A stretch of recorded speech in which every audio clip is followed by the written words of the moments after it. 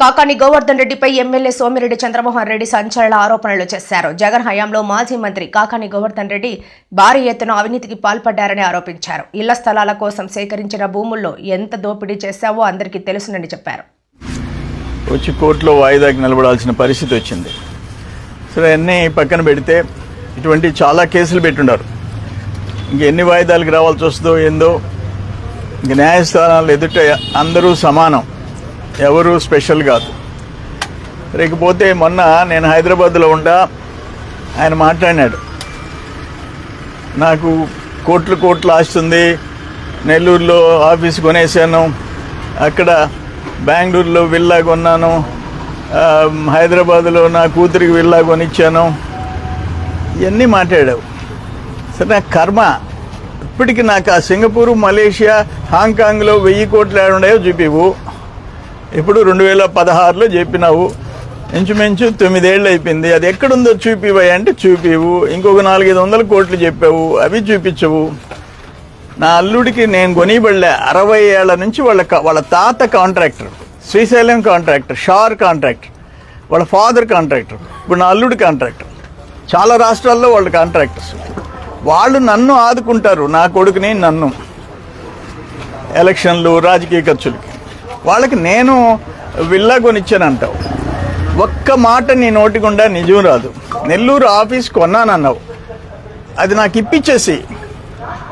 మా వర్మ కొడుకు అక్కడ బెంగళూరులో బాడిగింట్లో ఉన్నాడు, రాజు, అది నేను కొనేసానంటావు. పచ్చబద్ద. నేను స్ట్రైట్గా నిన్ను ఒకటి అడుగుతుండా. మార్చి 16 ఎలక్షన్ కమిషన్ షెడ్యూల్ అనౌన్స్ చేస్తుంది. ఆ సంగతి 15 తెలుసు. మార్చి 15 రేపు election commission, central election commission 16వ తేదీ ఎన్నికల షెడ్యూల్ అనౌన్స్ చేస్తుంది. రేపటి నుంచి కోడ్ వస్తుంది. మార్చి 15 ఒక జీకేఎస్ కంపెనీ, నీ బినామీ కంపెనీ పేరుతో రామదాస్ కంట్రీలో 57 ఎకరాల చిల్లర, ఎకరా 1 కోటి చిల్లర, 1,20,00,000, 1.5 కోటి, లేఅవుట్లు వేస్తే 3 కోట్లు. అర్ధరాత్రి జీవో, అర్ధరాత్రి గవర్నమెంట్ నుంచి నీ అల్లుడి కోసం జీకేఎస్ కంపెనీకి జీవో, దానికి నీ అల్లుడికి సంబంధం లే. జీవో వచ్చిన తర్వాత మిడ్ నైట్ ఆయన సీఈఓ, నీ అల్లుడు సీఈఓ. ఆ తర్వాత అదే రోజు రాత్రి జడ్ఎంఐ వేసి నెల్లూరులో మీకు అది ప్రొసీడింగ్స్ ఇచ్చేయటం. ఎప్పుడు అంతా మార్చి 15 అర్ధరాత్రి. దానికి ఏం మాట్లాడతావు నువ్వు? 15 లక్షల లెక్కన కొట్టేసావు. ఎంత వాల్యూ? నువ్వు ఎకరా 15 ఇద్దరు రైతులకు కలిపి సగం చేసావు. దానికి ఏం మాట్లాడతావు? 2016లో 6 లక్షలకి మీ వాళ్ళు చెక్కుల మీద. వాళ్ళల్లో కొంతమంది తెలుగుదేశం ఉంటే ముఖం మీద కొట్టా. ఆ రైతులు నా దగ్గరికి వచ్చారు, అయ్యా వాళ్ళు చెప్తే అడ్వాన్సులు తీసుకున్నామని. మీకు బుద్ధి ఉందా, తెలివి ఉందా మీకు? అరే, నేను ఎప్పుడో 15 లక్షల రూపాయలు రాయించున్నాను. జానకి కలెక్టర్ చేత ఆ సాల్ట్ ల్యాండ్స్ 15 లక్షలు కాంపెన్సేషన్ రాయించున్నాను. ఎప్పుడో 7,000 ఎకరాలకి 7,70,000 ఇప్పించున్నాను. పోర్టు, రిలయన్స్ వాటికి 6 లక్షలకి హైవే పక్కన, కృష్ణపట్నం రోడ్డు పక్కన ఎట్ట అడ్వాన్స్ తీసుకుంటారు అని చెప్పి వెనక్కి ఇచ్చేయమని చెప్పి పంపించా. తర్వాత 16 కదా, 17, 18, 19 నేను మంత్రిగా ఉన్నాను కదా, నేను కొట్టేయాలనుకుంటే కొట్టేయకూడదా? అటువంటి అలవాటు లేవయా. వావులేటిపాడులో నీ దగ్గర ఫెన్సింగ్ పగలగొట్టి 4 ఎకరాల 20 సెంట్లు 7 మంది దళితులకు ఇప్పించానే.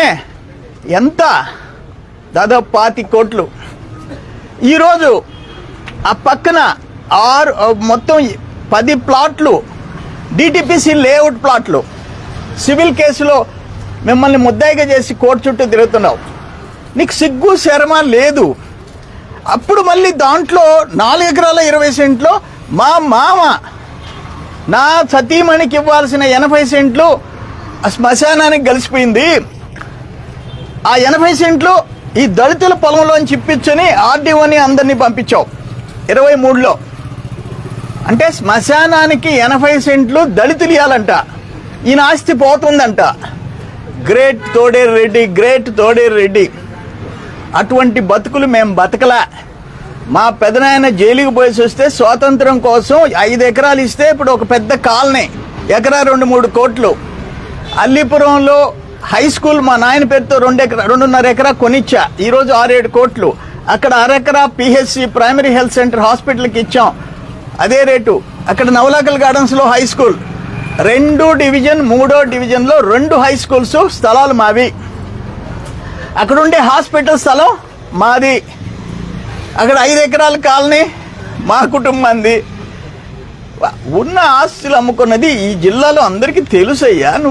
నువ్వు ఆడవిల్లా ఈడవిల్లా సిగ్గు శర్మ.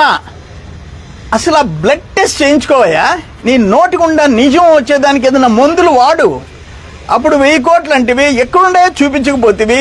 సుప్రీంకోర్టుకి పోయి బెయిల్ తెచ్చుకొని సిగ్గు లేకుండా రోజు నా మీద ఆరోపణలు, నా కుటుంబం మీద ఆరోపణలు చేస్తుంటివి.